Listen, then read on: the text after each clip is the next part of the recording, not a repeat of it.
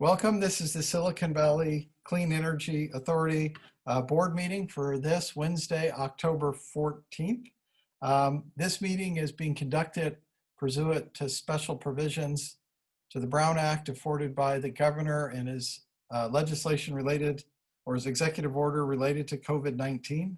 Basically, in a summary, that means that we got to do the meetings online. Members of the public can participate in this meeting via Zoom. They'll be asked at the appropriate times to raise their virtual hand, or if they're on the phone, to be able to press *9. All votes will be conducted via roll call. Is there any other thing that needs to be added to that, Andrea? Nope, you got it, Chair. All right. So first thing is to call this meeting officially to order and ask for a roll call, please. Thank you. Chair Miller. Here. Vice Chair Smith. Here. Gibbons. Here. Sinks. Here. Flagger. Here. Tyson. Here. Rennie. Here. Montano. Here. I do not see Elahi. I do not see Martinez Beltran.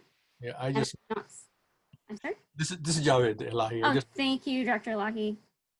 Abe Koga, currently absent. Ellenberg. I'm here. Thank you. And Director Tovar is absent as well.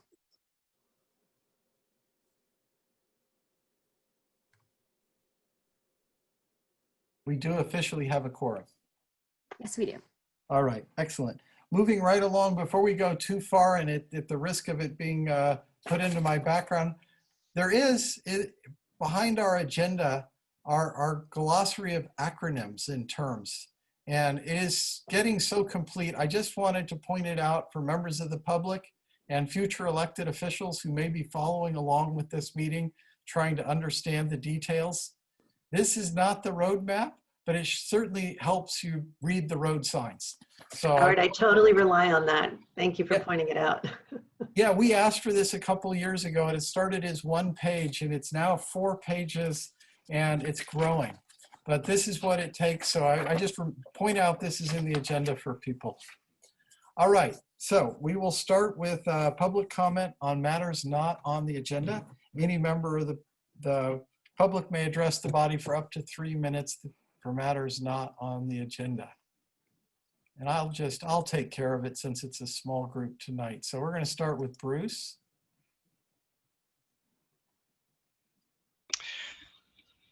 Good evening, everyone. This is Bruce Carney, and I'm speaking tonight on behalf of the boards of directors of both Carbon Free Mountain View and Carbon Free Silicon Valley. Our organizations value the great working relationships that we have developed with SVCE. To create a tangible symbol of that relationship, our boards have developed something we call the 5 Timers Award. Those of you who are familiar with Saturday Night Live may know that many years ago, SNL created the 5 Timers Club to recognize individuals who had hosted the show on 5 separate occasions. The luminaries they have honored include Tom Hanks, Steve Martin, and Scarlett Johansson, to name just a few. The individuals we wish to recognize with our 5 Timers Award are the directors who have served 5 terms on the SVCE board. While the members of SNL's 5 Timers Club received monogrammed smoking jackets, the best we can do is to present a printed certificate, suitable for framing, of course, to Rod Sinks, Howard Miller, and Liz Gibbons in recognition of their 5 years of service. Not only have you helped guide the agency to its preeminent status among CCAs, you have also been outstanding role models and the sources of inspiration for the directors who have not yet reached the 5-year milestone. Andrea will be mailing your 5 Timers Awards to your homes. On behalf of Carbon Free Mountain View and Carbon Free Silicon Valley, thank you for your outstanding service to SVCE and to its hundreds of thousands of customers. Wow, Bruce, I am stunned and honored. And I want to thank you, and I want to thank both organizations. And I'm sure my fellow recipients, Rod and Liz, might want to say a word too. I'm absolutely delighted to be part of this great organization, and the recognition is very generous. So thank you for all the support that your organizations have provided from the very, very beginning to help make sure this organization got off and stays on the right course. And I'm going to add that you've also been with us from the beginning. You were the inspiration, Carbon-Free Mountain View in particular. I don't think Carbon-Free Silicon Valley was around at that time. But, you know, it was in no small measure thanks to your advocacy. We had Joe Simidian telling us how long years it was going to take to wrangle up all these cities. I remember being in the car with you down to Gilroy and suffering through a tumultuous meeting only to finally bring them in. Milpitas. I mean, honestly, you all were the activists. And, you know, as this happens in so many of these cases, if you have people inside government that can pair up with activists with a cogent message, you can move mountains. And we've done that together. So thank you, Bruce, and thank you to Carbon-Free Mountain View and Carbon-Free Silicon Valley for continuing to help us fulfill our mission. Just the history for those who hadn't heard, for Carbon-Free Silicon Valley, Carbon-Free Mountain View kept showing up at our meetings, and I kept saying, I wish there was a Carbon-Free Silicon Valley. And so they just showed up one day and said, okay, fine, we're Carbon-Free Silicon Valley too, which gave broader reach. We love Mountain View, but sometimes people like to hear that it's all of Silicon Valley. You guys have done great. You've done great by us. And the best part was the buttons that we all got that said, I love Silicon Valley Clean Energy. That was actually the first collateral ever. And I'll have to go find mine. And they were made by Carbon-Free Mountain View because they wanted us to be able to show more public support. So thank you for everything from that level, Bruce, all the way through the strategy and encouragement. I like my bike jersey the best. Oh, that is awesome too. Okay, let me get back on topic here. Before Can I the just attorney say, waves me down too much. Is can there I any just- any can I other just say a member? word? Can I just say a word? Sure, I please. mean, as a rookie on this council from last year, I think everybody on this board is amazing. You guys all do a great job, and especially the heroes of today, the ones who won the Fiverr Award. You know, you're just role models for all of us. And keep up the good work, and hopefully you guys will be back. And I know some of you may be retiring, but it's going to be a huge lot. But everybody on this board is outstanding. So it's just Some of us will term out, and that means, Javed, you're now Mr. Experience. So I hope you lead the new guys. I'm from Montecito, so we don't know. So Chairperson, who is being termed out? Rod Sinks and I, from that group, will not be returning. But thank God you still have Liz for 2 years. So. Yeah, Okay, let me try to get us back on track. okay. Thank you to Carbon-Free Mountain View and their sister Carbon-Free Silicon Valley. Let me double check. Is there any other member of the public that wishes to speak on matters not on the agenda? Seeing none, we will come back to us. And our first item is a consent calendar. So matters on the consent calendar can be done in one motion. Any member may remove an item for discussion. If you want to comment without removing an item, that will be possible also. Move to adopt. Second. All right, we have a motion to adopt all of it and a second. Let me double check. Is there anybody who wishes to remove any item or comment on an item? Okay, let me double check. Is there any member of the public that wishes to address this body on any matter on the consent calendar? Seeing none, I'll come back. Anybody have any final thoughts? Then we will go to the clerk for a roll call vote, please. Thank you. Chair Miller, Aye. Vice Chair Smith, Aye. Gibbons, Aye. Sinks, Aye. Fliger, Yes. Tyson, Yes. Rennie, Aye. Montano, Aye. Elahi, Yes. Abekoga, Aye. Ellenberg. Yes. Thank you. And that motion carries with Directors Tovar and Martinez Beltran absent. Excellent. Thank you, guys. Next up is our regular calendar. The first item is our CEO report, which Garish might want to say a couple words to start. Yeah, Thank you, Chair Miller, members of the board. Welcome to our October board meeting. I have a few items. First, I want to introduce our newest employee, after which we'll have a presentation by our policy director. So our newest employee, you can see on the screen, his name is Sri Suki, and he'll be speaking to you in just a second. Sri Suki joined SVCE last week as a senior data engineer. He has a master's degree in computer science from the University of Kentucky and is a graduate certificate in data science from Stanford. Prior to SVCE, he was founder and chief technology officer of Solicular Incorporated, a company that applies machine learning to unlock operational efficiencies for IT, telecommunications, and energy generation. He bootstrapped the company from initial conception to prototype to positive earnings, also serving as its chief data scientist. He has previously worked in data warehousing and distributed systems for companies including Data Domain EMC and Oracle. In his spare time, Sri volunteers as an EV ambassador for Actera. So I'll turn it over to Sri to say a few words. Thank you, Girish. Hello, directors. I've been a Silicon Valley geek for over 2 decades. I've built tech for tech's sake for way too long in various roles. And on the personal side, I previously lived in Santa Clara County for about 20 years. I've converted 2 houses into efficient all-electric buildings with solar, one of which is in Sunnyvale. I now live in the Woodside Glens in an oak forest of the Redwood Creek watershed. Humor me for a minute here. The oaks support quite a few species, including squirrels, Steller's jays, goldfinches, and predators like red-tailed hawks and the great horned owl. My wife is a certified California naturalist, and she can describe our forest way better than I can. When I walk in the forest at dusk, I hear the owl's deep grounding hoot that you'd feel in your stomach.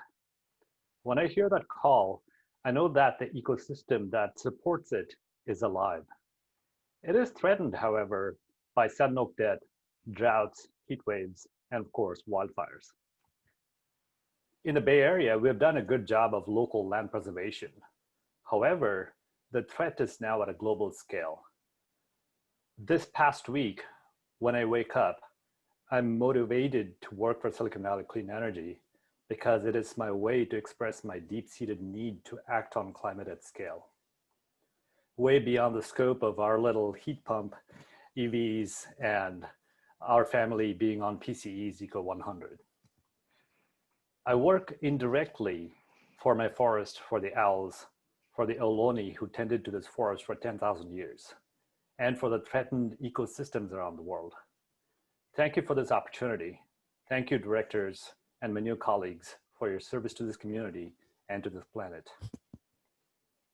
Well, Sri, I gotta say first, welcome to the choir, because you have truly found a home with us, and the expectations of the board for you and every member of Silicon Valley Clean Energy are really simplistic. We just expect you to go change the world. And with that sort of high ideals, we are super happy and super grateful to have you on board. Thank you. Welcome. Oh, and don't feel picked on. Every new employee has to come to the board meeting and have an introduction. So thank you. Sri, thank you very much. It's great. Next, I'd like to turn, before turning to Melissa, just give you a couple of updates. We have a flex alert called by the California ISO for next year, so we'll be activating some of our social media, and needless to say, you'll also be seeing some of that. What is the time period on that, Girish? When does it start and when does it end? 3 p.m. to 10 p.m. And all customers, all residents, all users of electricity are encouraged to turn off electric uses that are not vital to that period. Our website and the California ISO's website will also have a lot of information if you need tips on what you need to do to save energy. We also have a potential PSPS event coming up, and PG&E will be communicating directly with your cities and the county using existing emergency communication protocols around that. The many counties will be affected around the Bay Area potentially.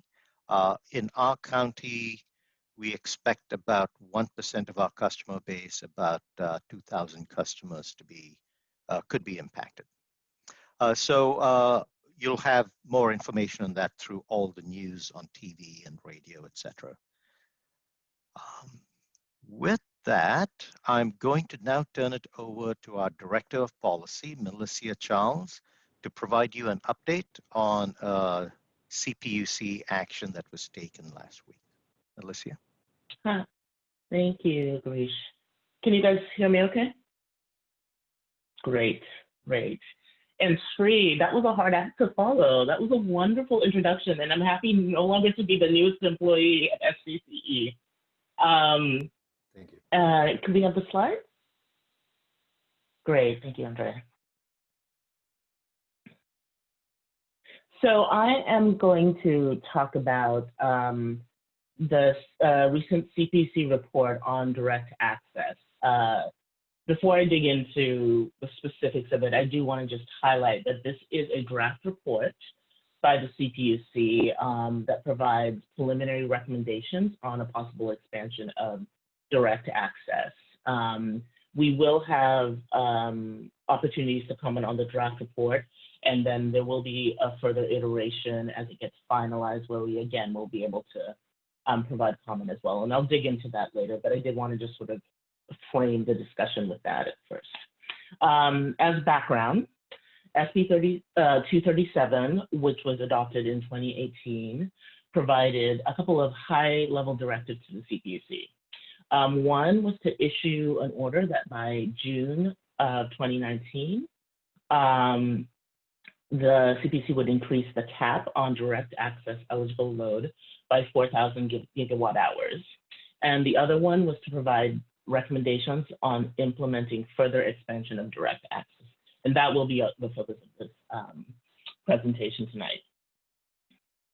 Next slide. So in response to SB 237, the CPUC met the 2019 deadline for issuing the order of increasing direct access. However, due to COVID impacts, it missed this year's June 1st deadline for sending recommendations on expansion of direct access to the legislature. Instead, what they did was they requested an extension to the statutory deadline of the CPUC proceeding to March 15th, 2021. So basically what they're asking for is to submit those final recommendations of by March of next year. And at the end of last month, the CPUC issued a ruling with the draft recommendations on direct access study, which basically lays out a possible roadmap for expanding direct access. And now I'm going to turn it over to Poonam on my team, who will discuss the details of the recommendations in the timeline. Poonam? Thank you, Mel. Good evening, directors. Andrea, next slide, please. The draft study was overall very positive for the CCAs. In particular, it shined a light on the ESPs, the electric service providers' poor performance in terms of greenhouse gas emissions and procuring long-term resources. As a result, the first three recommendations focus on ESP requirements and require the ESPs to adequately meet all state mandates, particularly the integrated resource plan filing and all the associated procurement with it. Also, the renewables portfolio standard requirements of the targets, as well as long-term procurement requirements, and the resource adequacy requirements. There was an additional positive aspect to the report where the CPUC recognized the issue of stranded costs for CCAs and asked the legislature for authority to implement a mechanism for CCAs to recover stranded costs if there were to be any DA reopening. The CPUC did ask for additional authority, and that was to enforce the IRP and RA compliance. And part of that was the ability to de-license ESPs and CCAs for repeated non-compliance. If all of these conditions are met, then the reopening they recommend would be gradual to allow for market participants to plan for load departure and the reopening would be for 10% annually, which is roughly 8,000 gigawatt hours per year. Next slide, Andrea. On this slide, we have the timeline, excuse me, that's anticipated based on the requirements. The requirements take us out to 2024 because of the RPS compliance period. And only after that time can ESP performance be evaluated. And after that analysis and assessment of ESP performance, the CPUC would okay an opening of the first tranche of load departure. We think that will be 2026 at the earliest, and possibly even 2027. Subsequently, there will be additional departures, first a review of performance, and then additional departures of the remaining tranches over time. So we're looking at roughly a 10-year period in the current draft study. I'm going to turn it back over to Mel to close out. And Andrea, next slide, please. So just in terms of next steps, comments to the draft study are due on the 16th, which is the end of this week. We will be filing comments through CalCCA, and we're working closely with them on those comments. And then what is called reply comments are due on the 26th, and basically the responses, reply comments are responses to other stakeholders' comments. So if we feel the need to respond to other stakeholders' comments, we'll file replies. And then at the end of this year, early next year, we expect a proposed decision from the CPUC, which will basically take stakeholder feedback via these comments and either change the recommendations or make modifications to the recommendations in response to comments. And that will be a close to final version of what the recommendations are on a possible direct access expansion. And then roughly 30 plus days, and we say 30 plus days because typically when a proposed decision is issued, it can be adopted as early as 30 days, but if the decision is held for a later meeting, it can be a little bit later. A final decision on direct access expansion would be adopted by the CPUC. So we expect that again, probably end of this year, likely early next year. And then March 15th of 2021, as mentioned before, the final study must be submitted to the legislature. And that's it. Just wanted to stop there and see if you guys had any questions, needed any clarification or additional details. Just before we get to questions, if you wouldn't mind, Chair Miller, this is an information item right now as part of the CEO report. We will be following this. We will tee it up at the Risk Oversight Committee, and we'll bring it back to other committees for more discussion. So with that, I think we are open for a few questions. Thank you. Sure, George, and then Rob. I feel a little silly here. I can look up on the glossary what direct access is, and I see the slides here, but I still can't tell why this is important to us and what is the significance to us. That is an excellent question, and I hope you ask it again in January too, so new board members will get this answer, but we definitely need to answer this one now. Sorry, I was going to unmute. So basically what direct access is it allows customers, typically in this case it would be commercial and industrial customers, to provide, become their own electricity service providers. So customers that would, SVCE customers that basically take service under SVCE would potentially have the opportunity then to depart from service from SVCE and become direct access customers. So why we care is that it means that our load, our customer base potentially could migrate and become direct access providers. And that has a bunch of implications on a number of levels. So there's the level of we lose customers, but there's also the issue of costs borne on behalf of those customers who potentially would leave SVCE would then be borne by the remaining customer pool. So there is this issue of what they call cost shifting in terms of who bears those costs that were incurred by these other customers. I'll stop there. I want to see if that makes sense to you. Yes, I think. Or if you have further questions. Okay. Okay. Thank you. Thank you. But now I've got it. Okay, Rob, Javed, and then Liz. Thank you, Chair.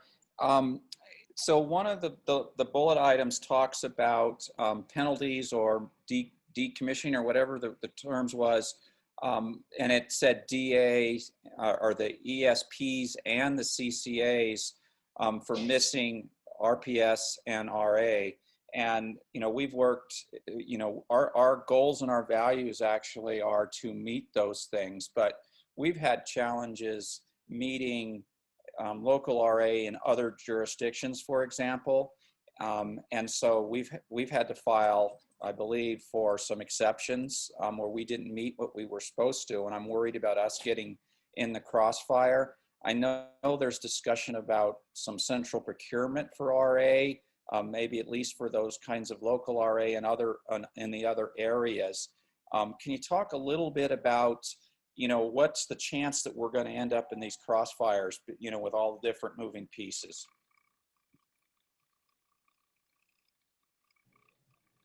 You're on mute, Mel. I thought I unclicked mute. Thank you, Poonam. So it's unknown. It's hard to basically quantify the chances. I at least have a difficult time. Poonam, Grace, feel free to.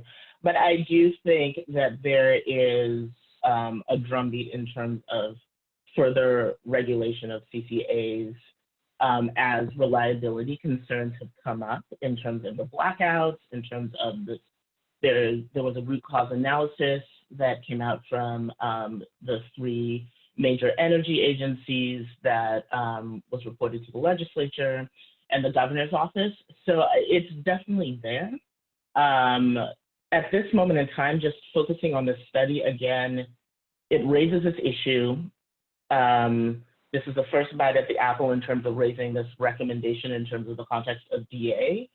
And then we will have to see as this proceeding progresses, how much it takes root as parties provide their comments and the CPC then issues its proposed decision. I don't know, Poonam, Garish, do you have any further thoughts on this one?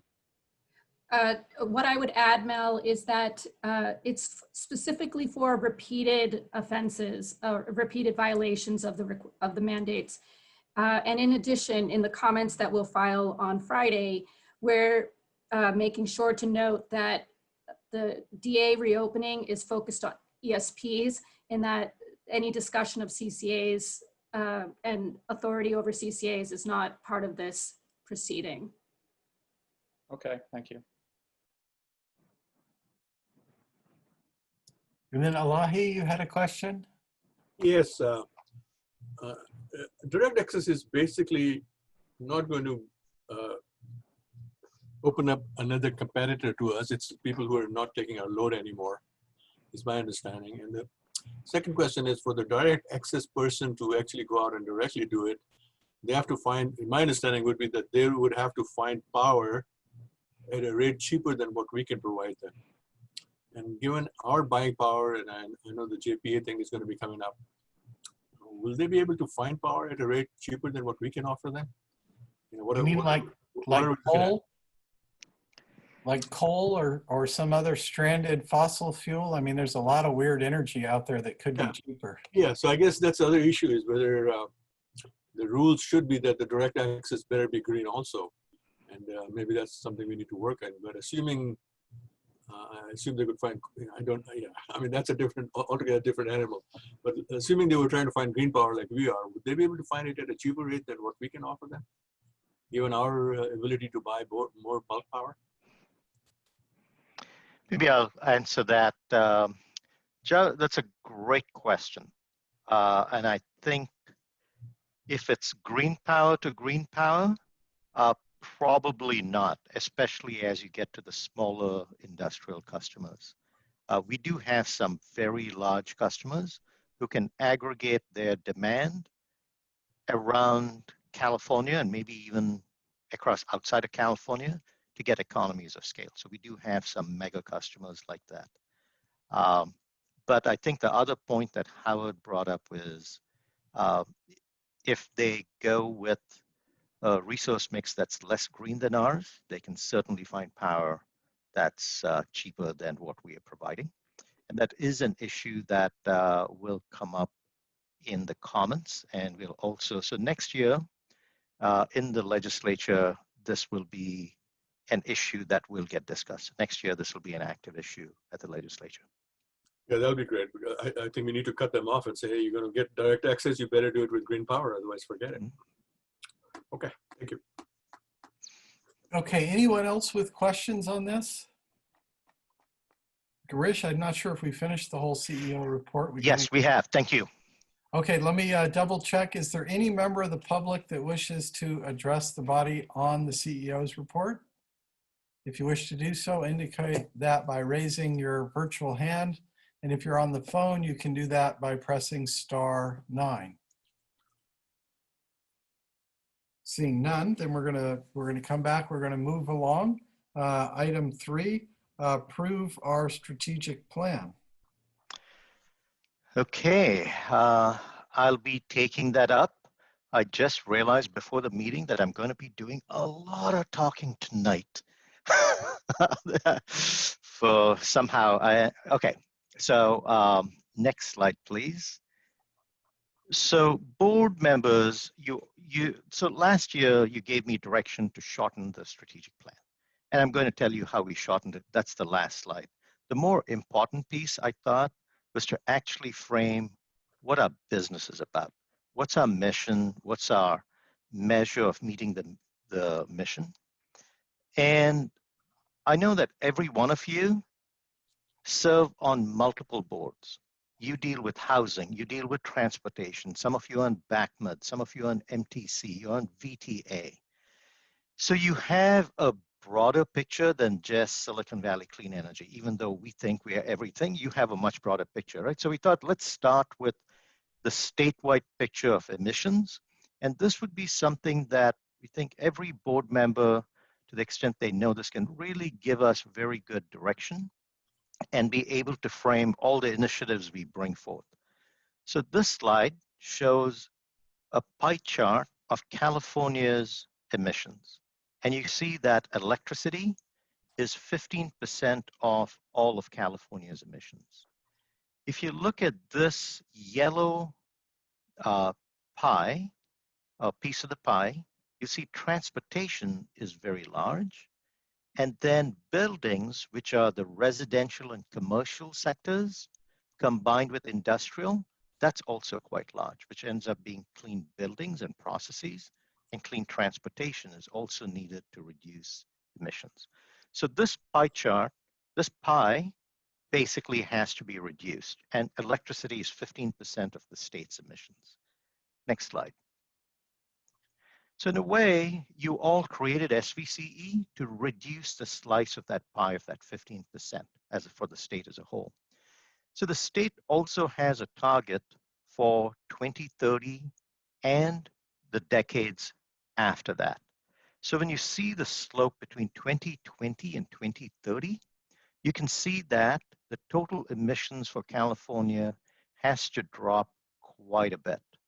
It's almost 200 million tons of carbon, of CO2 emissions we have to reduce it by that much. And the little red box you see in 2030, that's the emissions that the electricity sector is allowed to emit in 2030. So it's about 18% of allowable emissions. So you see that close to 80%, 80% is non-electricity emissions in 2030. So if we as SVCE are looking at reducing emissions and influencing emission reductions across the economy, we've got to work on things in addition to electricity. The next slide, please. So when you look back at what we've done for the last 20 years, you can see we've made progress. You can see the slope of the emissions line kind of coming down gradually over the last 20 years. But what about the next 20? Next slide. You can see that for the next 20 years, the slope at which we have to reduce emissions it's orders of magnitude more than what we've done in the last 20 years. The reason this is important for the board when you're looking at our mission and our strategic plan is that the kinds of actions we have to take have to be quite bold. And so as a framework for the next year's initiatives, month to month, we come to you with all kinds of stuff that gets very detailed. All the acronyms that Howard talked about, if we can step back, getting off the forest, getting out of the trees to this forest, this is that trajectory that we need to be on. So we need to do much more. So what's SVCE's role in this trajectory of bending the carbon curve downward? Next slide, please. So I don't expect you to really read all the information on this chart. You've probably recognized it from other presentations. Let me describe it to you. This is a bar chart starting at 2015 and going all the way to 2050, showing SVCE's actual and projected emissions. The actual emissions on the leftmost part of the chart, which shows historical, and then you have a forecast. Electricity is the sector at the bottom of each of those bars. It's pretty small. It's the building and transportation side, which is going to take us a lot of time and a lot of work. However, our budget is 90% electricity. It's a very complex business, and regulations and market risk continue to change. So we have to keep a laser focus on making sure the core of our business continues to be, first of all, green power, carbon-free power, and clean energy is provided to our community at a discount. And at the same time, let's focus on the other areas too. However, the other areas really are going to take a long time. So how do we hope to accomplish this? Next slide, please. On the right-hand side, you can see these are the pathways we intend to take. We need to do a lot of education and outreach. We need to look at market rules and regulations. We need to innovate in all these areas of power supply, mobility, which is what clean transport is about, and the built environment, which is what clean buildings are about. So these are the pathways we need to travel to get to that goal of reducing community-wide emissions, and at the same time influencing communities and people outside of our region to do more to reduce emissions. Next slide. So to that extent, we have our communities. All of you basically set the direction. So there are 13 communities on the top of the slide, and you've set our purpose and our destination. The purpose is our mission, which we adopted back in 2017. So that has not changed. I have promoted one of the measures which used to be in our strategic plan under one of our goals. It's been promoted to being under the mission so we can keep our eye on what that target really is.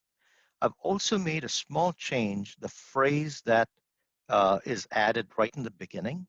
It says SVCE working with SVCE member agencies. Because when it comes to clean buildings and clean transport, we have to work through all the agencies you represent, and also work with our regional agencies and the state in order to achieve these goals. Next slide. This basically completes kind of a high-level schematic of starting from our communities, mission, the measure, our pathways, and our team that's going to get this done. I did not update it to have Sri's photograph in here, but that'll get updated next time. All right, next slide. So now I'll come to the actual document itself that you directed me to reduce the length of the document. So here are the changes we've made to the strategic plan, and the plan is in your packet. We essentially have cut the document by about 50% and in terms of length.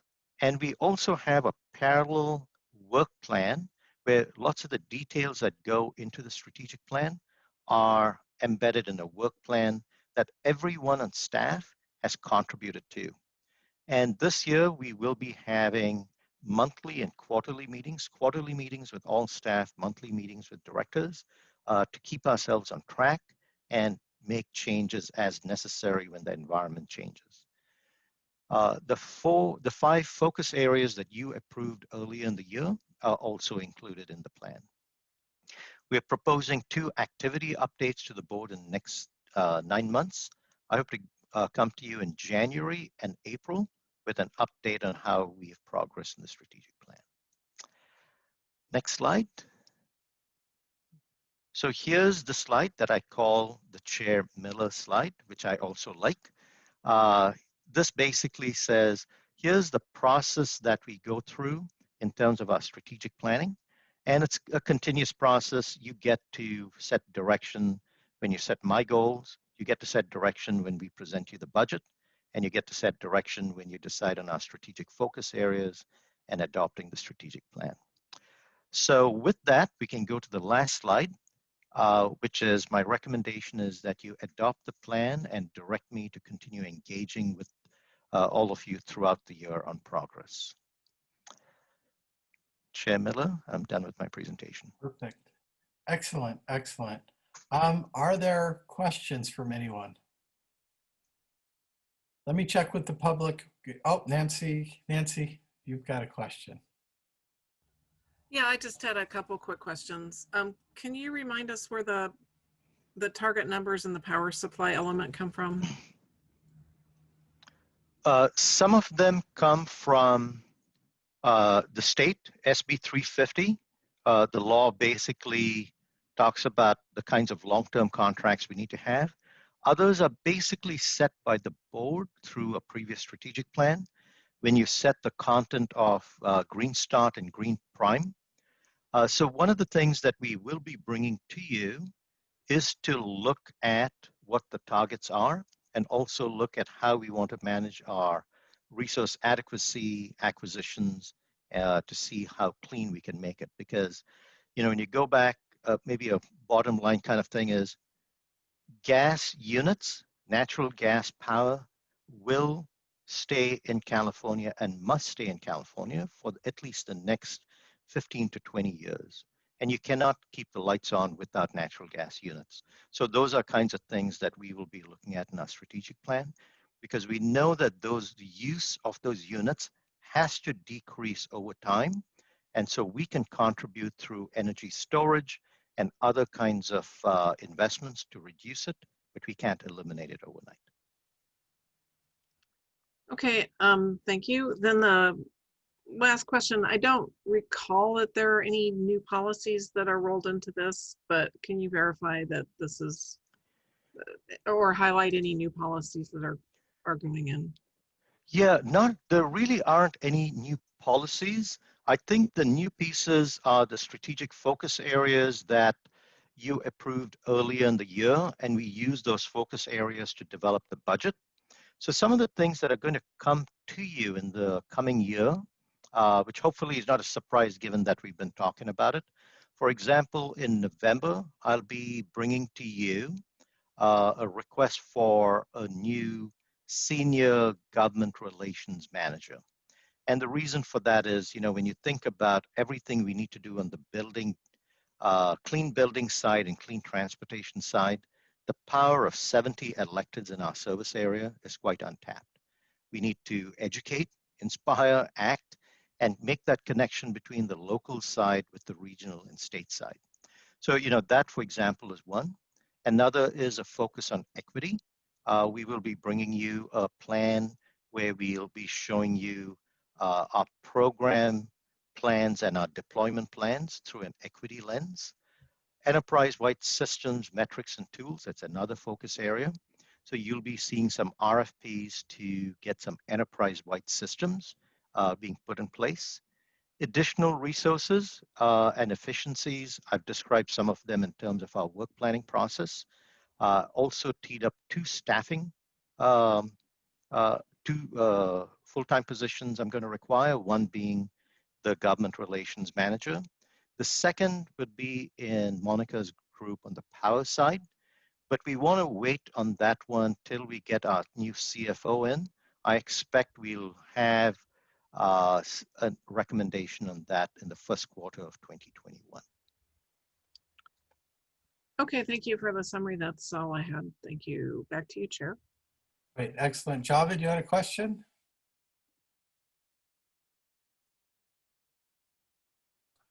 This is really thinking beyond what Silicon Valley Clean Energy was going to do. And as Chair Miller pointed out, we are trying to change the world. And I think that's what this plan is all about.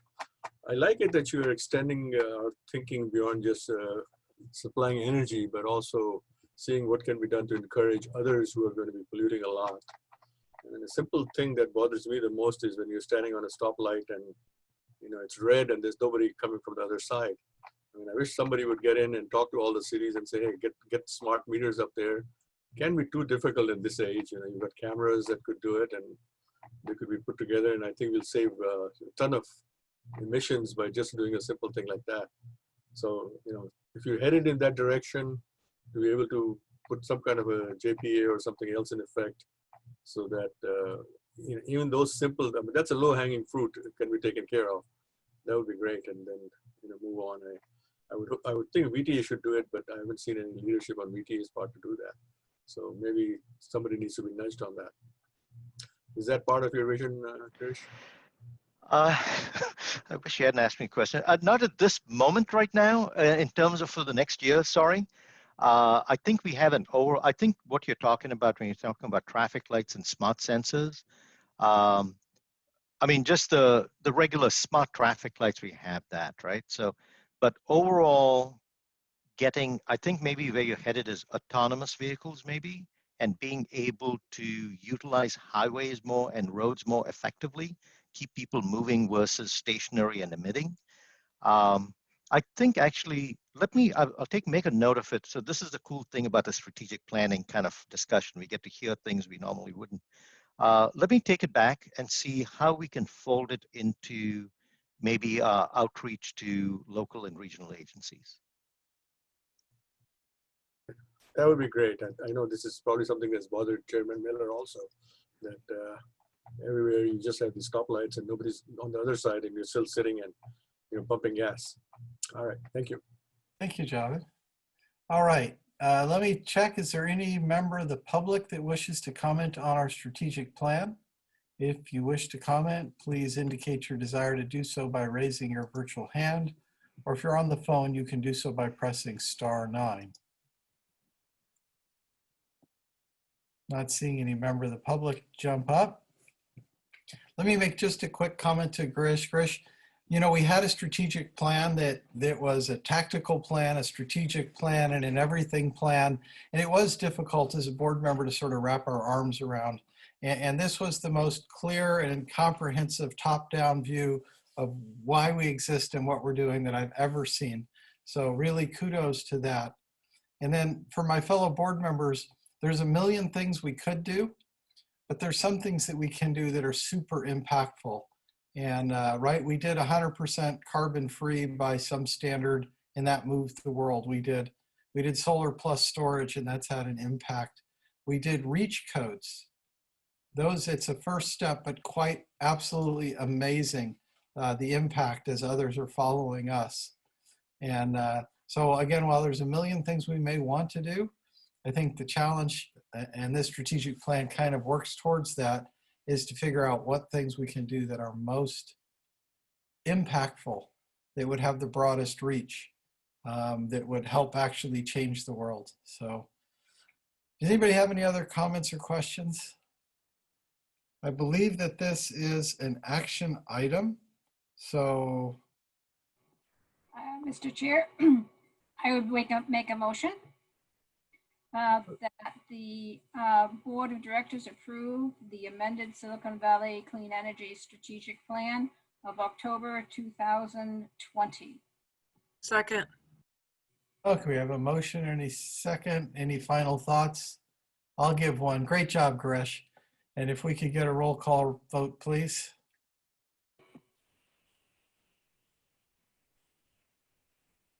Thank you. Chair Miller, Aye.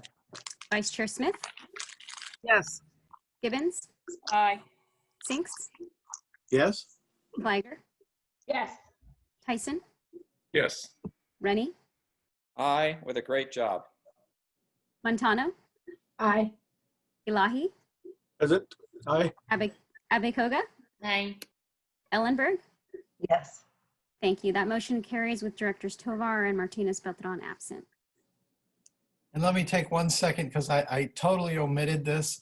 Girish, you are our leader and we look to you for everything. But I do want to thank all the members of the staff who I'm sure Girish instructed, tapped, or otherwise persuaded that they had a major role in pulling this together in such a wonderful form. So thank you to everybody on staff for coming up with this. And that's what I have for that. All right, wait a minute. Yvonne, your hand just went up. Did I miss Yeah, it? I just wanted to register my vote as an enthusiastic aye as well. So I did join late, but if I could, thank you. Okay, excellent. Good timing then. All right, we're going to close out that item and we are going to move on to our next exciting item. Adopt a resolution to enter into legal services agreements. And we are going to have Girish also present on this one. Yeah, I know. Like I told you, there's going to be a lot of me talking on this tonight. Sorry about that. I do have support on this item from our interim CFO, Power Supply Director, but we also have our financial advisor, Mike Berwanger, on as one of the panelists, so available to answer any questions. So we have, next slide, please. So we have updated the board and the finance committee multiple times, and the executive committee too, on this potential program. And if I may just tell you what the takeaway is, which is we could save up to $3 million a year by adopting this program. And the risk of entering this program is that we may not have that $3 million saving if interest rates don't work out to our benefit or other aspects of the deal don't work out. So the overall, the overview is that we have a prepay buyer, which would be us, that actually prepays by issuing bonds through a tax-exempt entity. And we provide that to a prepay supplier who then utilizes the lower interest rates of that bond money to provide us a discount on power that we would be using for our retail load. So that's the essence of the deal. And what I'm going to be asking you for today, which I teed up at last month's meeting, is allowing us to go forward to get ready to transact on this deal. The interest rates between taxable and tax-exempt rates are not in a place where we could actually get that $3 million a year in savings. But it takes about 4 to 6 months to put all the transaction documents in place. And we have a bank of lawyers and a financial advisor who would be advising us on this transaction. So can we go to the next slide, please? I kind of covered this. The summary of benefits and risks, I'm going to maybe emphasize the bullet number 2 under benefits. We have about a $3 million targeted savings that we are looking for. 2 bullets down is an important point that the Finance Committee talked about and something I need to bring to your attention. that this debt is non-recourse to SVCE. The debt doesn't, it's not issued by us. It'll be issued by a bond conduit agency. Many of you are probably familiar with CSCDA, which is a similar kind of shell agency that helps public agencies issue bonds. So the risks are we lose the savings and are back to square one, and square one is where we are today. So if we enter into this transaction, we get prepared, and if interest rates move to the right point, we strike, then we'll get savings. And right now we are looking at savings to be guaranteed for a 5 to 7 year period associated with this 30-year bond. Next slide. So the transaction is what we call episodic. The opportunities, I should say, is episodic. The interest rates have to be at the right place for us to actually transact. So the point here is we want to invest the time now to prepare for future approval. The cost of getting prepared is between $1 million to $1.5 million, and the majority of those costs will be incurred when a transaction is actually done, and it'll be paid through the bond. Basically, the bond will pay for it. And that's very typical of any bond issuance, as you know. Can I go to the next slide? Can we go to the next slide? So big picture, there are two things we need to do to get ready. I'll start with the bottom first, which is documentation and transaction terms. We are working with East Bay Clean Energy on this. So we've initiated the work, and with today's request to you, if you authorize the hiring of these, the legal counsel, we'll move forward with it and get the contract signed, etc. EBC has done the same kind of process with their board. And on top is the bond conduit formation. On that, we are working with two additional CCAs, C3E and Marin. So Marin's taking the lead on that, and that bond conduit will be formed. We expect it to be formed by December, and we'll bring that to you at that time. Next slide. So here are the different kinds of professionals that we would need to have to complete the transaction. And the next slide actually provides similar information, but describes what each of those, describes the counterparties. Next slide. So on the left, you see these 5 blue boxes. We are looking in today's request that you authorize me to sign contracts with folks for the first 4 boxes. There are 2 companies, 2 law firms. It's Orrick, Harrington, and Sutcliffe, and Chapman and Cutler. And their roles are as on the right-hand side, right? So they'll either be bond counsel, tax counsel, issuers counsel, or disclosure counsel. And there'll be a stack of documents that we have to prepare in order to get ready. And our financial advisor is available to answer any questions you may have on any of these, the roles that people may have here and the documents that need to be prepared. Next slide. There is no negative impact, fiscal impact to SVCE. Almost all of the costs would be contingent and paid directly from the proceeds. There is one contract where there may be a fixed fee that we have to pay, which is not more than $15,000. And I've already committed $15,000 along with 3 other CCAs for a total of $60,000 to create the bond conduit agency. And the total cost that would be contingent on a deal being done is about somewhere between $1 million to $1.5 million. Next slide. So timing. So we have gone to the finance committee most recently a couple of times. We actually briefed them on this last year too. And we had a board briefing with you last month. And today we are asking to actually move forward with what I teed up at the September meeting. We'll be working on the documentation in the next 2 quarters. And in December, I'll bring the conduit JPA to you for approval. And as soon as we are ready, and if interest rates move to the right place, we'll have a transaction back to the board, and hopefully we'll get that $3 million a year in savings. Next slide, which I think is my recommendation slide or request. So here's the request, and with that, also mentioned that this was approved and recommended by the Finance and Administration Committee, and the chair of the committee, Rob Rennie, has also written a report which you approved in your consent calendar, which describes this.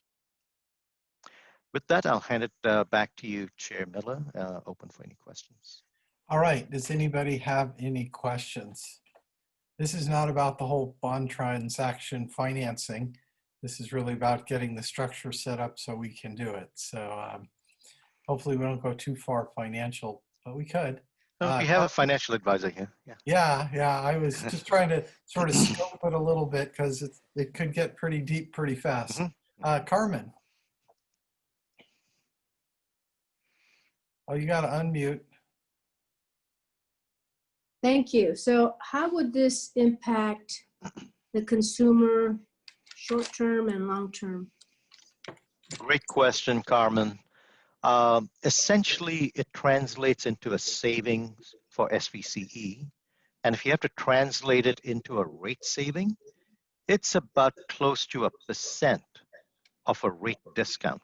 So essentially today, just say, for example, our power supply budget is, say, $240 million today. That's our budget today.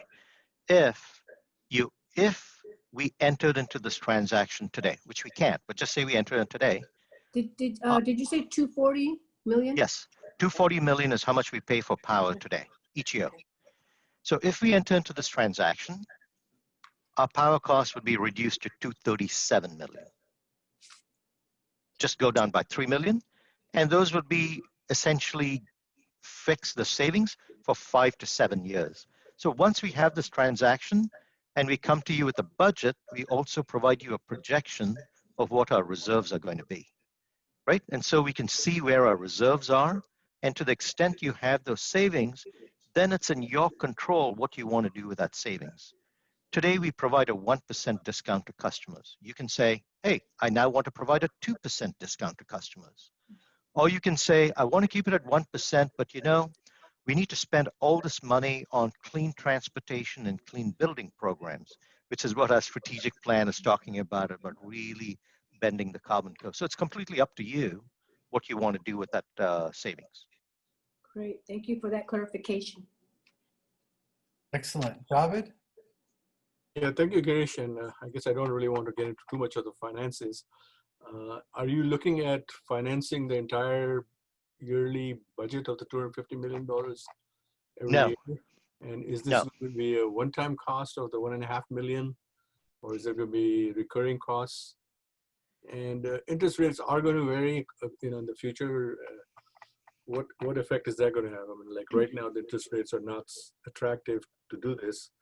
So are you issuing bonds that are 5-year, 10-year bonds? And if interest rates become unattractive at that time, what happens? That last question, I'll let Michael answer, but I'll answer the first two questions. Are we going to do this for our entire budget? No. It'll be probably for about 10% of our budget. So about 10%, that's all we're looking at. And there's a reason for that.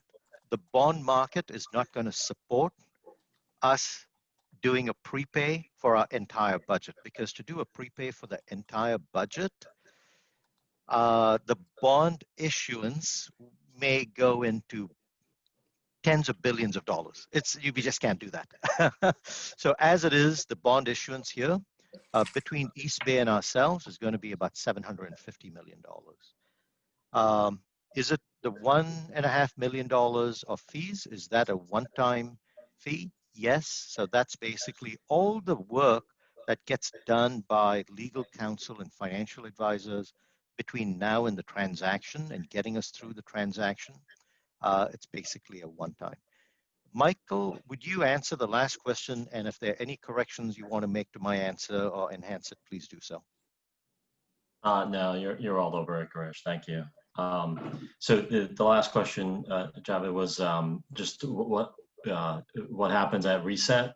So you're only Yeah, Just I'm- interest rates right now. Yeah, I'm just trying to figure out if you're saving $3 million, there's a amount of bond you have to issue. Because you're talking about interest difference between market rate and the bond tax rate. So it's not really, so 3 million is a component of the interest of the total amount of the bond. I would think for you to be able to save 3 million, your bond would have to be, if, you know, the difference between the two interest rates is 1%, then do you have to issue $300 million of the bond, or I mean, how does that 3 million saving come up? You know, Yeah. what is it a component of? Sure. So you're prepaying to a financial institution that values the money at a rate that is higher than at a taxable rate, because the financial institution borrows at a taxable rate, which is much higher than what you'll be able to sell your tax-exempt bonds for. So generally speaking, we're looking for a difference in and around, I'll keep it in round numbers, between 0.5% to 0.75% between their borrowing rate and your borrowing rate. In today's market, unfortunately, those two rates are pretty close to each other. A lot can move that, and as was noted earlier in Girish's presentation, this is very episodic. The relationships change on a daily basis. So, getting ready when and if the market opens back up is very prudent. Yeah, no, I think I understood that part. What I'm trying to understand is, to save 3 million a year, what is the amount, the size of that bond? Oh, yeah. So I think Girish noted that you're looking at about 750 million between the two of you, split about equally, the last numbers we looked at. So you're looking at, about ballpark 375 million each for your share if you look at it on an equal basis. So on 375 million, we would save 3 million, basically. That's correct. Think of it. 1% approximately of whatever correct. the bond is. Okay. In and around about that. I understand. And is this a variable or a fixed rate? I mean, what happens if 2 years later that margin is now become 0%? Great question. So the way the bond market's working right now, the way these transactions over the last several years have been done, is it's a 30-year transaction. Initially, you're selling a fixed rate bond for anywhere from 5 to a 7-year term. So you're locked in. So the savings you get, if everything works out as planned, you will get that 3 million for 5 to 7 years. At the end of that, you will need to resell that bond, if you will. And at that point, you'll look at the market and you'll see what the market affords you. You could we could revert back to a market where you could lock that up for the balance of the term, 25 years, and maybe still get your $3 million. Perfect. That's probably what you would like to do. If not, we could be in a market, as we've been, where you would have to reset for a shorter basis and then keep kind of coming back every, say, 5 years. But we do have to reset it. We can't just say, okay, we don't need to do any more bonds anymore. Let's go back to the way we were. We would, you have the rights that you have at the reset basically says, there will be a floor of savings. So if you don't hit a certain minimum savings, which that has not been determined yet, but let's just say for argument's sake, it's going to be at least, $1.5 million, just generally. If you don't hit that $1.5 million savings, you wouldn't move forward. You're not obligated to move forward with the transaction at that point. So you do have some off ramps. Thank you, and I appreciate your response. I hope I didn't get too deep into financial, Chairman Miller.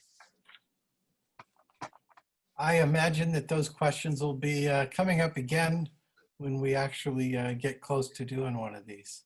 Any other questions?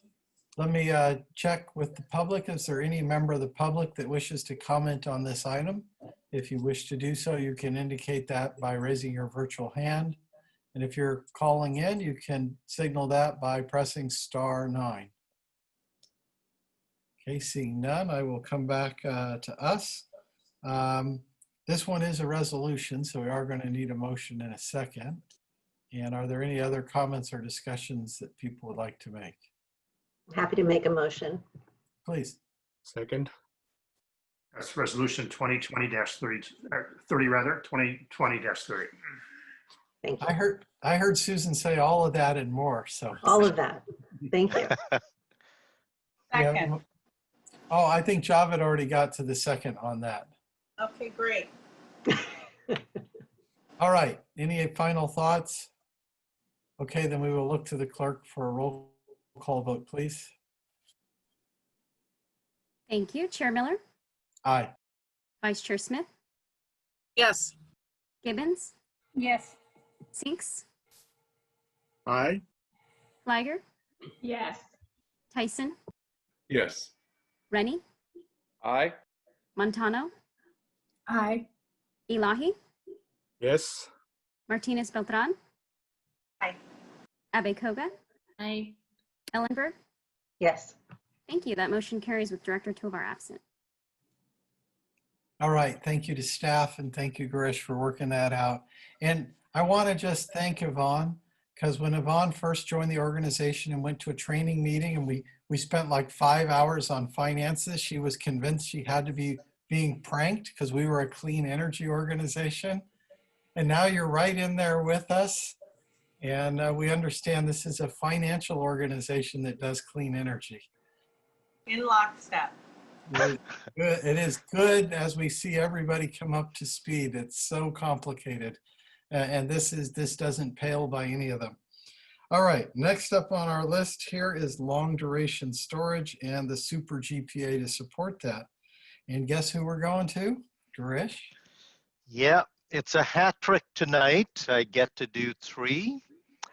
All right, so on this one too, we've updated the executive committee on this, but wanted to bring it up to the board as an information item. I'll be bringing you an action item in December, but I wanted to present the concepts here and get your input. And once we get your input today, we'll discuss it with the executive committee, the risk oversight committee, lawyers, whoever is necessary, and then bring it back to you. So let's go to the next slide. And here's the purpose. I've just told you that we'll be seeking your feedback. Next slide. Okay, I'm going to spend a little time on this slide. I'm first going to talk about the left-hand part of the slide and then the right-hand part of the slide and tell you how the two kind of overlap. Long duration energy storage. As California is moving to a clean grid, just like we talked about in our strategic plan about moving to a clean grid, we're going to have a lot of EVs, electric buildings, etc. We are moving to more and more renewables on our power system. And the key to getting our power system transitioned while still staying reliable is energy storage. Now, in the next, like I said earlier, in the next 20 years, gas units will still be there, but we're going to increase energy storage. And there are different kinds of energy storage. There's the sizes, right? Right from the energy storage you may have in your home, right to utility scale, these giant energy storage assets, which are similar to what you have signed contracts for over the last several years. So we have about 130 megawatts of energy storage signed up. But there's something more on energy storage. All that storage we've signed up for is what we call 4-hour duration storage. But that's not enough to actually run the grid reliably. In order to run the grid reliably and also to integrate all this new renewable energy that continues to be built and will continue to be built, we need something called long duration storage. And that's not just something we've come up with.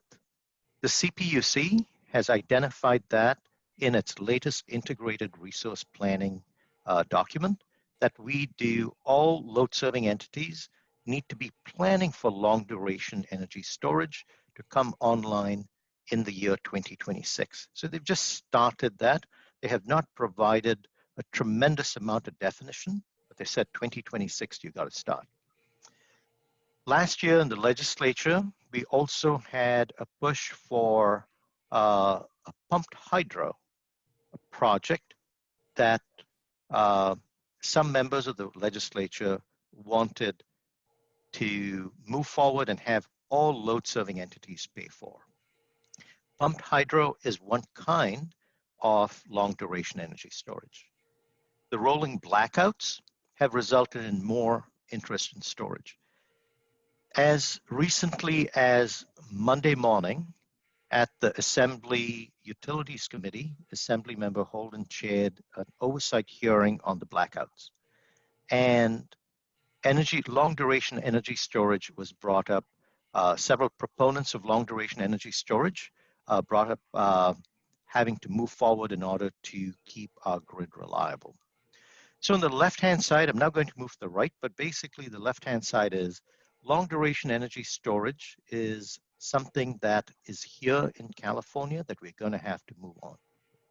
So then the question to us is, all right, how do we do it? How do we do it cost effectively? How do we do it in a way that meets our needs? Of course, we will be looking at and investing in this independently, but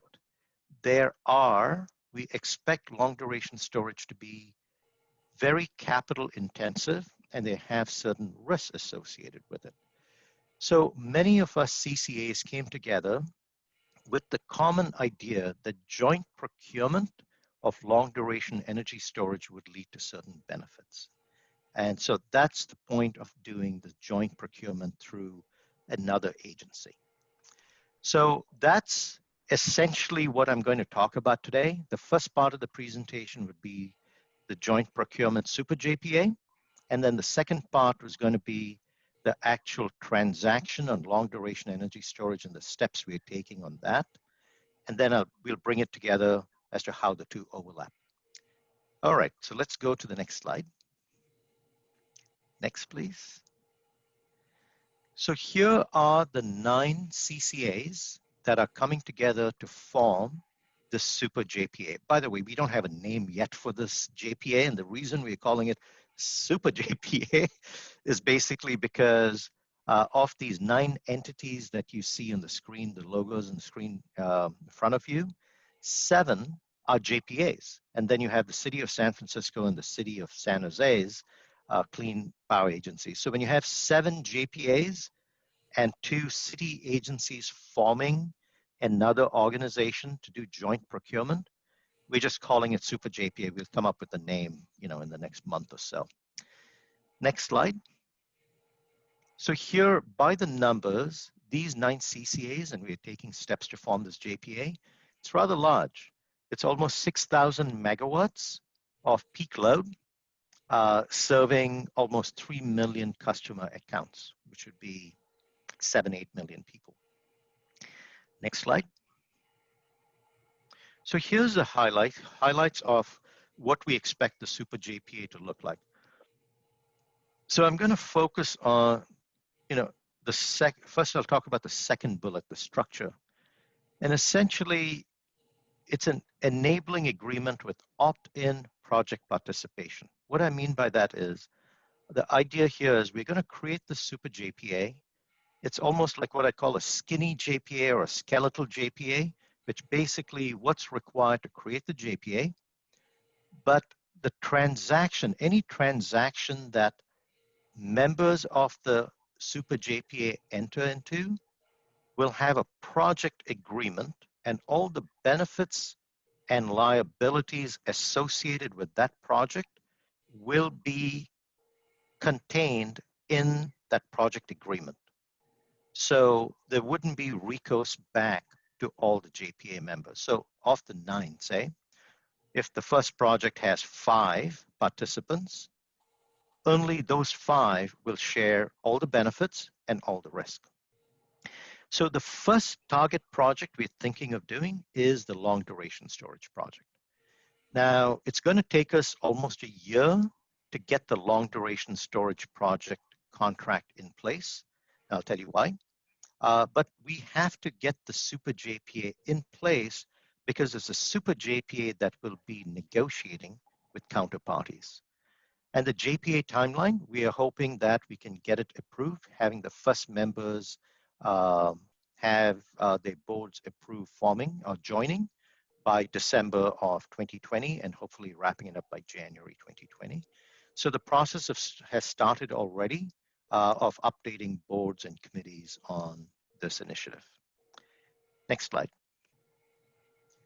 So the benefits, I'm not going to go through every one of them, but the first four are what I'd call most like quantifiable. They're bottom line benefits of having economies of scale to potential for shared financing.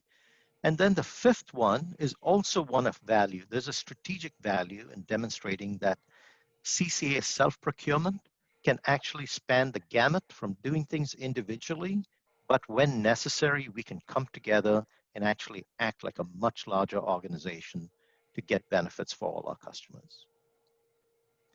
Next slide. So non-benefits or risks, joint procurement risks. So essentially, joint procurement allows for sharing of risk. It does not eliminate the underlying risk, right? So project development and performance risk, for example. If we enter into a project and the project doesn't perform, well, joint procurement, whether you're doing it jointly or individually, that risk still exists, and joint procurement is not going to eliminate that kind of risk. However, it does, so there are other regulatory policy market risks that are not eliminated. The second big bullet is sharing risk with other members may increase risk for individual members, right? So we are going to go into this with different financial situations too, right? We may have a credit rating, but not everyone may have a credit rating. So the way in which we'll need to split the benefits and the risks are going to be determined in the project agreement. Now think about this, we are a new agency. Every other CCA is relatively new. So we are creating this and we are going to split the risk among the project participants. But that's going to be done starting next year, whereas the JPA would need to be formed before that. Next slide. So there's a bit of a repeat. The proposed Super JPA structure is going to be what we call an enabling agreement. It allows for CCAs to potentially participate in projects. It gives CCAs the option to participate in larger projects, but there is no obligation by joining the Super JPA to actually participate in any project. So that's a very important point. We do intend that the Super JPA would be the direct party to any contract with storage or project developers. And the first project that we are targeting is the long duration storage agreement, and we are targeting September 2021 to complete that transaction. Next slide.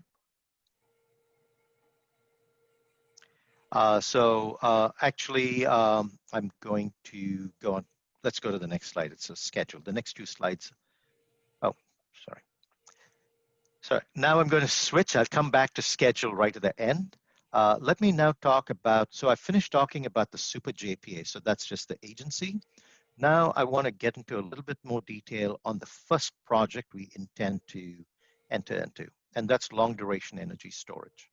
So what is LDS?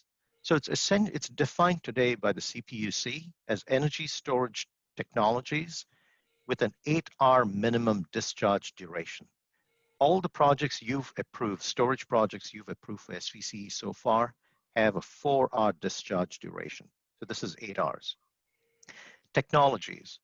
All the energy storage that you've approved for SVCE have been lithium ion. But there are many other technologies that exist for long duration storage. These are some of them.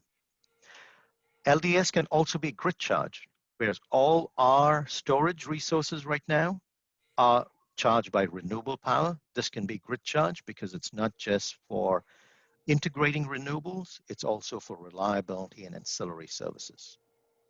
And the CPUC's IRP has said that long duration energy storage is needed to meet the state's GHG reduction goals. So that's a definition of LDES. Next. So what are our procurement goals? When I say ours, what are the 8 CCAs who are joining together on this initiative to get long duration? What are our goals? It's to target up to 500 megawatts from one or more projects, online date about not later than 2026. The notional value is about $2 billion. in terms of how we're going to assess project viability, uncertainty, risk. And the bottom line is this has got to be cost effective. So even though we're being proactive, there may be some technologies that are very emerging technologies. At the end of the day, it's got to be cost effective for all our ratepayers. Next slide. So what efforts have we made so far on procurement? In June, 13 CCAs, including ourselves, issued an RFI, a request for information, to the market. This was sent out to more than 300 suppliers. More than 30 developers responded, and over 58 projects were submitted, and 14 different technologies for those 58 projects were submitted. So we learned from that. Subsequent to that, we also updated staff from the CPUC, staff from the California Independent System Operator, and staff from the legislature on the efforts we are making.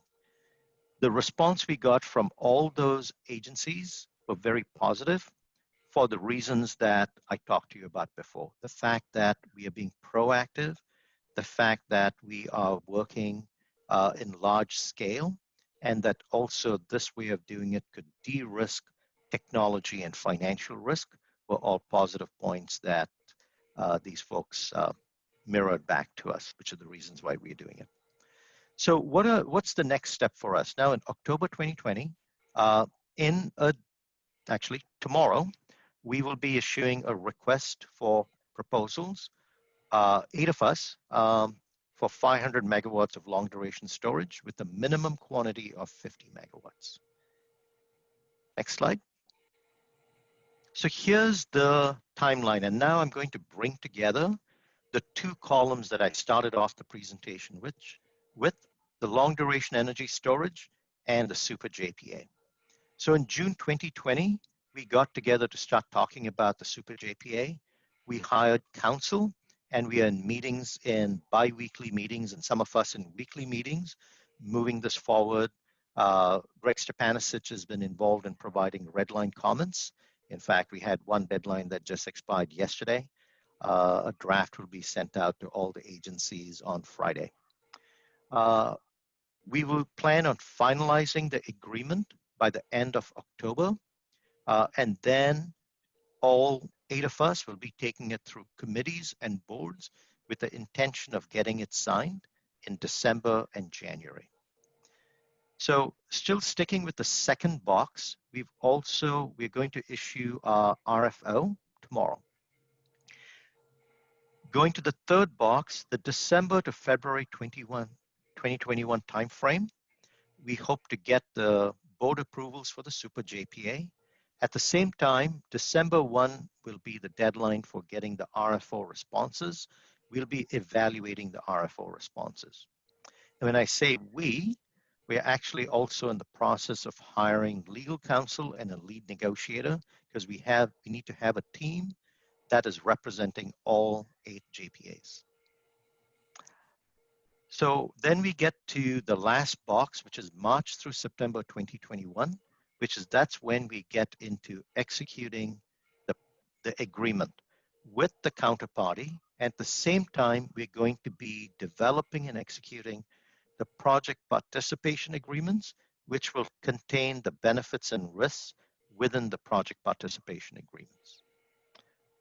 So I'm going to show you the next slide, which is a very similar slide, but just showing it to you in a different context of how the RFO process and the Super JPA process are laid out in the next 15 or 16 months. So on the top part of the slide, I talked to you about the RFI. The RFO will be issued in a couple of days. We're going to shortlist projects. So everything in that brownish orangish color is what's going to be done to get to shortlisting projects. On the bottom part of your screen, you see the Super JPA and project agreement schedule. So we are in the process of developing the Super JPA document. We will then bring it for approval November through January. We hope to get approvals from all 8 agencies. And then we are in the process of hiring the lead negotiator and associated support. The green bars are where these two overlap. Once we have the super JPA, we will now be talking to the developer. We can't have 8 different power supply directors and CEOs on one side of the table. We need to have someone representing all of us, and those will be people who we choose. The 8 of us are going to choose to represent us. Of course, we're going to be in lockstep with them and be providing them direction on moving forward. Next slide. So here's my last slide. Would love input from the board. And based on your comments, we will then discuss this with the executive committee and then bring it, we would like to bring it back to you in December 2020 for approval with any changes that are made. Chair Miller, that's all I have for my presentation. Excellent, excellent. Okay, there was a lot there. Questions? We're going to start with Nisa. Thanks, Chair, and thanks, Girish, for the presentation. Sounds like you're well on your way. My question has to do with why we decided to create the Super JPA. So I get the benefits, economies of scale, and all the benefits you have listed, and I'm sure there are many others. But I'm curious whether or not we consider just doing some kind of joint agreement focused on the LDES procurement, as opposed to creating this new agency with all the CCAs, which I know is a lot of work. And then, as you said, you know, there are risks involved when we're all part of the same bigger organization. So that's the first question, why we decided to go that direction. And then the second part of the question is, are we thinking long-term that there are other ways to use this Super JPA, or is it limited to the LDES procurement? Great question. So when you think about our utility business, scale matters, right? So especially when you talk about utility scale. At the same time, our business, many parts of our business are being disrupted and disaggregated. So even, you know, the resilience projects we are doing are very small scale, etc. But there'll still be a place for large scale. Joint agreement versus Super JPA, the first part of your question, it's just the complexity of having 8 different counterparties negotiating their own deals with a supplier. Even for us today, working with Monterey or C3E, it's because we have a long-term established relationship both as CCAs, but both the CEOs, we know each other for 20 years. There's a lot of trust between us and moving forward with managing 2 contracts at a time. So it's not impossible to do, but the time it would take for 8 entities to negotiate different agreements, we just felt was going to be, it was not going to be efficient. Now, I will not rule out that that may be an outcome that comes up as we go through the process, but that's not our plan right now. So now let me address the second part of your question. And just on the first part, Girish, I'm sorry. Yeah. And so there is, I recognize the concerns with trying to have, you know, multiple parties trying to negotiate one procurement process, but there is a way to do it. So that's why I was curious. You could still have the one legal representation. You could still have the one negotiating party on behalf of all of you under a separate agreement. So then it takes us to the second question, which I know you're going to address. Are there other reasons why we may be looking to do this? Right. I think we want to keep ourselves very open to allowing the Super JPA to do other things. For example, it could be other large-scale procurement that we want to do. Having the Super JPA set up to be able, it becomes a vehicle that would allow us to do it. And now I'm going to start getting into the speculative kind of positions, but I'd say when you think about what we are doing, right, we have many duplicative services. For example, Peninsula, East Bay, San Jose, us, Monterey, we all do data management services, which is exactly the same, pretty much. I'd say 95% of those data management services, exactly the same. and now we pay a third-party vendor to do that for us. There may be economies of scale to basically consolidate all that under maybe one contract, or you create your own data management facility to manage that. So we definitely want to keep this as wide open as we can to allow for future opportunities. So that's basically how we want to set up the JPA. So yes, there would be long-term uses for the Super JPA. And going back to your first one, I think all of us have some experience with joint agreements. So even over the last year and a half, 5 of us have got together to do joint procurement of resource adequacy. And resource adequacy, we spend about $25 million on it. It's a process. And getting all the cats together, it's very challenging.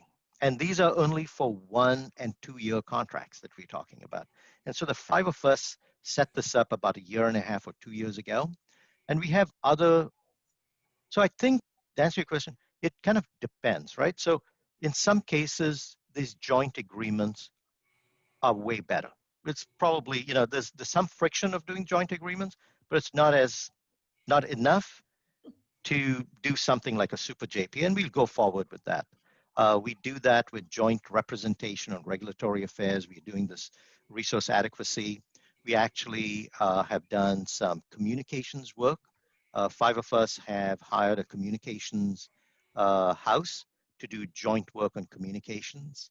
So we're doing quite a bit of that. So Thanks, Bruce. Okay. Excellent. Yvonne, your hand was up next, and then Javed. Thanks so much, Howard. Hi, Grish. Thank you so much for your report. I wanted to ask, does everyone are we able to come into projects at different commitment levels? Yes. Okay. And then, because you said it was optional, and so if we're able to come in at different levels, let's say we're talking about the long-term storage, is everyone able to enter?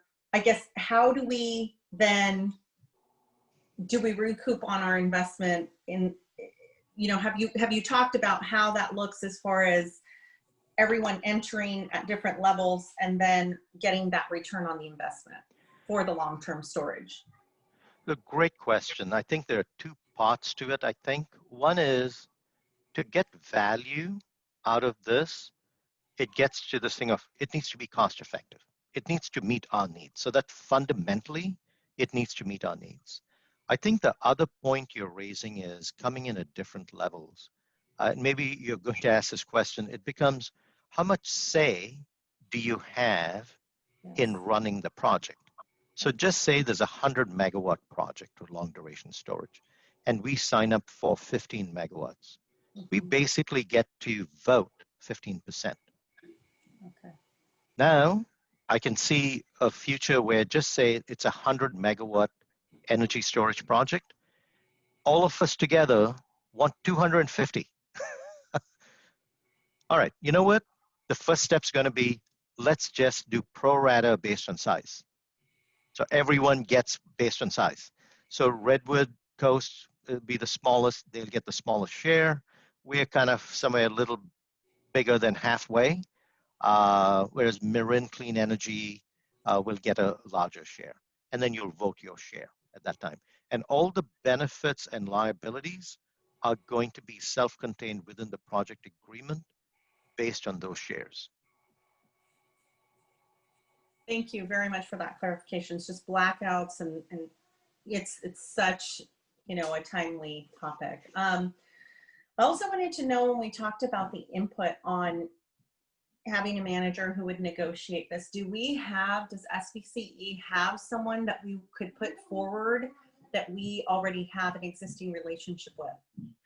Yeah, so there's a small subcommittee of CEOs that have been formed, and I'm on that subcommittee. We interviewed a a few people. We actually asked all the CEOs, because this is extremely specialized. It's extremely technical, right? So we actually have interviewed a couple of people, and then we're going to make a recommendation to all the CEOs to hire these two as our team. And I expect that this team is going to be in place for about 15 months through the end of 2021. So we're just starting to develop the scope for these two folks. We'll have to have oversight over these two folks, and that's going to come from the CEOs. So we'll have to create a kind of committee structure to make sure we do that. But at the end of the day, those two individuals will be representing us with the suppliers. Now, right behind them is going to be folks like Monica and Eric, so all our wishes are going to get translated into those folks. Now, that's one piece. The second, there's another very, very difficult and important task that these two people are going to have to do. And that is, one is doing the transaction with the supplier. The second is the participation agreement. That's going to be the one that's very difficult, right? It's like, how do you share the benefits and the costs? What happens if 4 of, say, the 8 have a better financial condition or better credit, where they may get a better price versus the others? How do you share that benefit? What if someone goes out of business? How is that share picked up? All those, by the way, a few of us in our CCA community have a long experience working for municipal utilities. Now, in our own agency, Monica and I have worked with joint power agencies, both in Northern California and Southern California, that have agreements like this. So, for example, a hydroelectric plant in Stanislaus County. There are 11 municipal utilities that jointly own that hydroelectric plant. And they have these project agreements which say, here are your rights and here are your obligations. And here's what happens if something bad may happen to one of those members. It's very important from a financing standpoint, because if you're issuing bonds, the bondholders want to know who's there to pay it. So anyway, I may have gone into too much detail here. I apologize for that, Yvonne, but that's what we are all going to have to work on.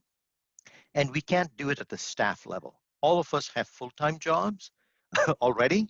And one of the things, we're all very strapped. So we need to have someone who's like, and here's the other thing, right? So what if I just say, Monica, I'll provide Monica for the good of the entire, all 8 of us. The other 7 are going to say, yeah, but she's always going to be looking for SVCE's interest at the end of the day. And, it's all those things. It's a time and expertise. So we're going to bring in these 2 people and hopefully have them on board by December.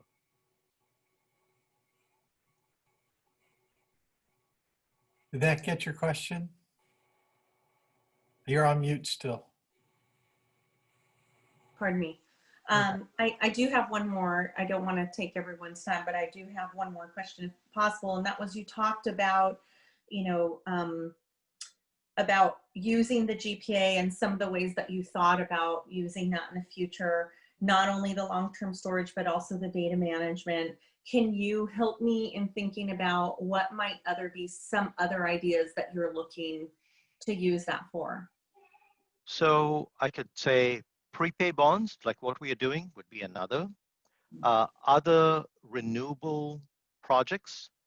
Now, what if there are, and now I'm really, Yvonne, you've asked me to open up my mind, right? And go out and just think 10 years from now. What if we have this long duration energy storage, the power supply and all that? It could be risk management services, right? So we all have to do very complex modeling. We're all running after very talented staff. Well, maybe there is this modeling effort where each one of us can take services in terms of modeling. You as a board would still say, I want 50% green energy, but I want some geothermal. So you'll basically be providing the order that gets filled by this larger agency. You could also work it into program delivery.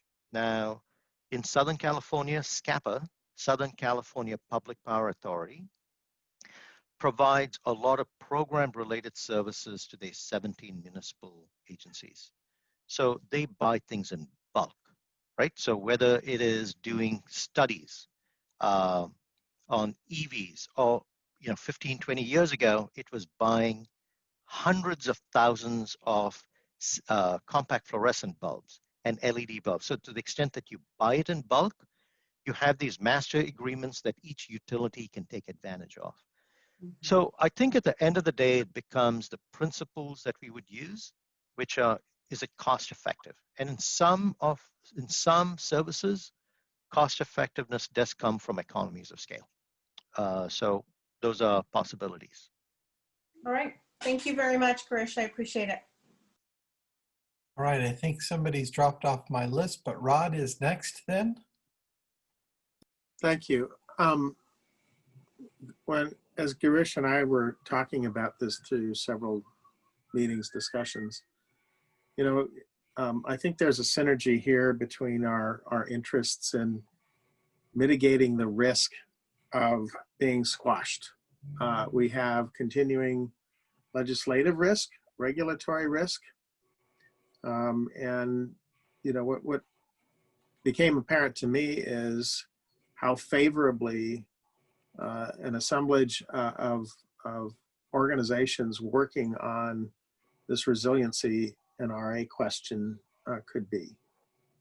And any of us individually being able to tout our achievements here on new stuff that's, where each of us doesn't have quite enough oomph to make it go. I think this kind of structure makes a lot of sense. And we don't know all the ways it will be employed, honestly, but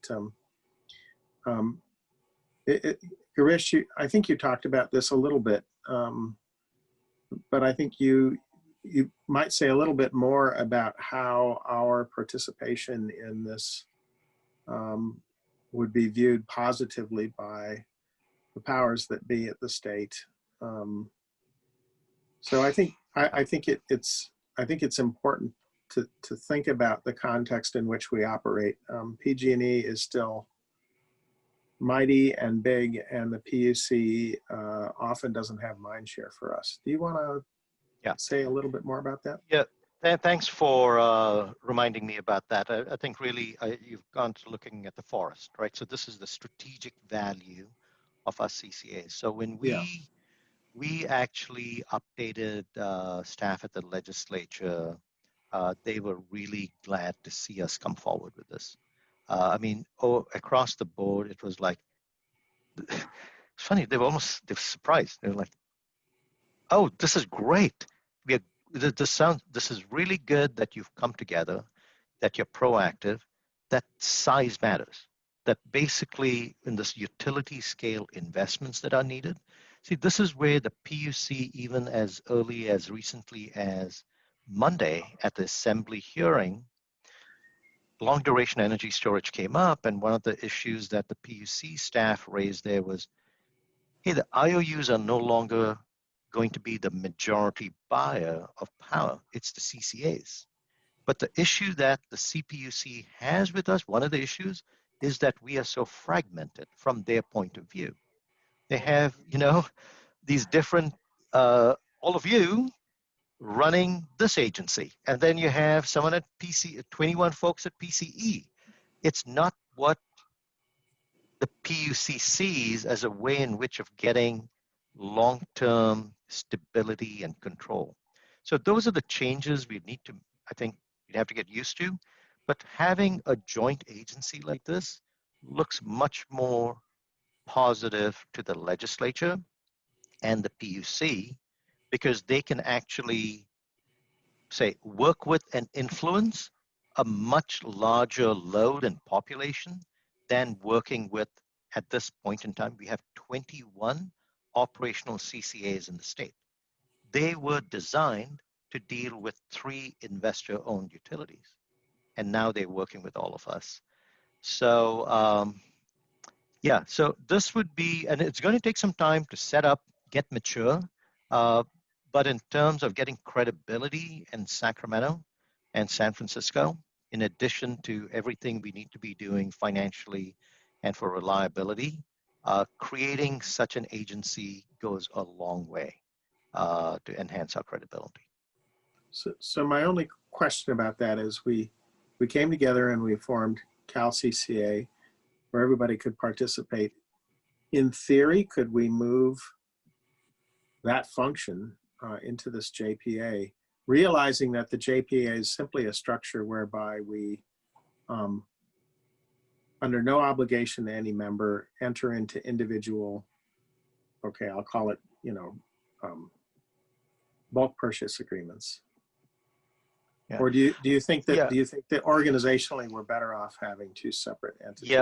Yeah, organizationally, we need to have 2, I believe, and here's the reason. Okay. Legally, Cal CCA is an association. An association is governed by a different set of laws and what they do. We would be an authority, right? It's a joint powers authority. What we can do is different than what an association can do. And it's basically a trade association, right? Now, we have 21 operating CCAs, and I think most of them are members of Cal CCA. Not all of the CCAs are going to sign up on the Super JPA on day 1. Right now, we have 9 signed up. So I think where the overlap, so I think we need to have 2 so that they can focus on what they do best, which is advancing policy. That's the core of what they would do. Policy in Sacramento and San Francisco.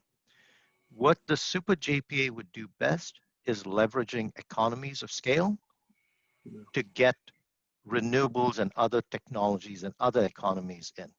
There will be some overlap, right? So just say we have long duration energy storage. And I told you the notional value is $2 billion. Well, if 8 of us are spending $2 billion, you bet we're going to be involved in policy related to energy storage. So yes, we will be pushing policy on long duration energy storage in collaboration with Cal CCA. Just out of curiosity, who are the players and who's opted out? There's no opt-out yet. So right now, I think, Andrea, you could maybe pull up the slide and go to, I think, slide 2 or 3, which has the logos. And right now, we have 9 CCAs who are interested in being part of the Super JPA. Okay. And of the 9, 8 are interested in moving forward with the RFO. And so, and we're keeping it open. And this is still a bit of a TBD about who we want to keep the JPA membership open to. So that's one of the outstanding issues. We want to keep it as open as we can to allow for more participation. On a related note, Rod, we've reached out also to the municipal community. I've talked to the general managers of Northern California Power Agency and SCAPA to keep them informed about what we're doing and to just see at any time if there are synergies there, we'd be happy to explore it. I've been invited to talk at the SCAPA board meeting at the December meeting to tell them more about this and other CCA. So that's initiatives. That's a super interesting idea. I mean, you have some really world-class mega municipal utilities. I mean, I think of SMUD, right? Yep. That's done a lot of good work.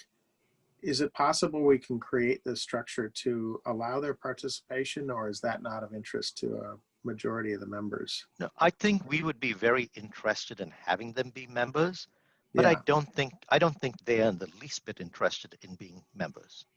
Okay. At this time. All right. There's probably a reason for it. You can tell me Yes. offline, but okay. Financial, they're AA plus. 4 of us have ratings. Yeah, they're all in the A range, and we are in the B range or don't have a rating. We'll get there. We'll bring them down. At this point, yes, Nisa, you're exactly right. Okay. So, In any yeah. case, I realize there's risk and reward here. I think that if we take the big R risk into consideration, which we've dealt with through all of our existence thus far, I sure come down on the side of being excited about this as an opportunity to really, make further progress on decarbonization faster, be seen as leaders in the state. There's just plenty of reasons why, while getting into a bigger organization increases complexity and at points risk, I think the advantages certainly outweigh the disadvantages. Thank you. All right. Thank you, Rod. We'll remember that when we're we'll remember. Yeah, we're all still very young and nimble, and the world is to be conquered. And I would say that SMUD they're more progressive than most, but they're a little older than us and maybe a little larger and maybe not as nimble, though they do some very good work there. Any other comments? Some of their programs are really Cutting edge. forward thinking. Yeah. Yeah, they do a great job, no fault. They just might not be as nimble. So Rob, you've got a comment, question, I mean? Well, it was going to just be a comment. I just want to say that, I'm really proud that we're doing this, excited and proud, and I think all the members of the board should be proud. If you think towards, the problems on the grid, we want to move towards decarbonization. Well, the duck curve is a huge problem. If we keep adding more solar, we keep adding more gas from 4 to 9. And so by trying to become cleaner, we could become dirtier at certain times. How do you solve this problem? Well, this could be a huge way to, storage is clearly a big part of the solution, maybe load shifting, maybe some other solutions. But we are taking a lead and being innovative and moving to the next things on the grid. There's storage, but there isn't huge amounts of storage. And you saw on the list, it wasn't just buying a bunch of lithium ion batteries. We're looking at, what are the other technologies that can really take it larger. And so we're really pushing the innovation on the grid. And as Rod was talking about, we're always struggling to kind of prove to the PUC that we are good grid citizens, and they never seem to believe us. And it's kind of exciting that they were surprised that we, formed this organization that could make it happen. So, and as you've kind of seen, the Super JPA is also a great idea, not only to spread the risk, but the cost of doing some very large projects are just kind of beyond our reach. So again, I'm really excited and proud that we're taking a lead on this. That was my comments. All right, let me check with the public. Is there any member of the public that wishes to comment on this item? If you wish to do so, please indicate by raising your virtual hand, or if you are on the phone, you can do that by pressing *9. Seeing none, I come back to us. And are there any comments? Rob kind of kicked this off. Are there other comments? Garish, let me just confirm, all you're looking for from us tonight is commentary and suggestions on this great plan. Right. Thank you very much for that. I think I've got the input. It's been mostly supportive. I think you've also teased out some questions. I think I go back to Nisa's question on why a joint agreement versus a super JPA. That's a great question to tease out. And then also, what are other things this JPA could do? The overlap between CalCCA's mission and our mission. And I just want to say, I think Rod Sink's summary was just, it was like, yeah, there are risks in this. There definitely are risks in this. It's not, but in balance, given the strategic value and how the legislature sees us and the kinds of assets that we need to be investing in. So I think what Rod and Rob was saying kind of summarizes it. I'll bring this back to the executive committee. at the next meeting. So we'll have another draft of the actual enabling agreement. So we'll bring that to you and discuss it. And the plan would be to bring this agreement to you for approval at the December board meeting. And our counsel, Greg Stepanisic, is also involved in it. And his company is also advising another agency. So lots of lawyers involved too. Okay, so that Thank you. is good. I think we will close that item out. The last couple bits are any board member announcements or direction to staff on future items.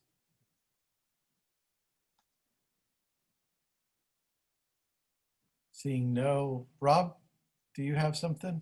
I just wanted to mention that I and Nancy and Yvonne, for part of it, did the economics of energy course, and I thought it was really good. Thank you for inviting, there was also some staff members. I saw militia and so forth in the meeting. I think that was really good, and thank you for providing that opportunity to learn a lot more, and I recommend continuing to offer it, and board members, if they have an opportunity to participate, or if they have the the time to participate.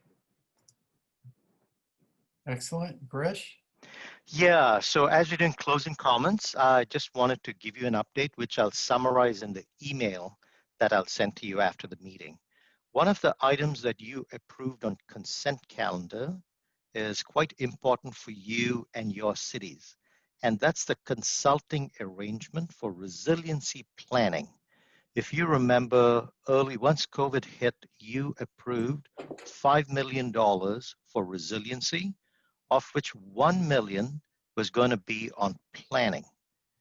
800,000 of that 1 million was allocated to each of your cities based on the size of your city, so that you could do jurisdictional planning on resiliency. So what you approved that contract for that consultant. And so that technical advice is now available to you if you choose to use it. I have sent an email to all your city managers, and I'll continue to keep them informed. I wanted to also keep you informed. We have a schematic of this entire program that I'll attach my email to you.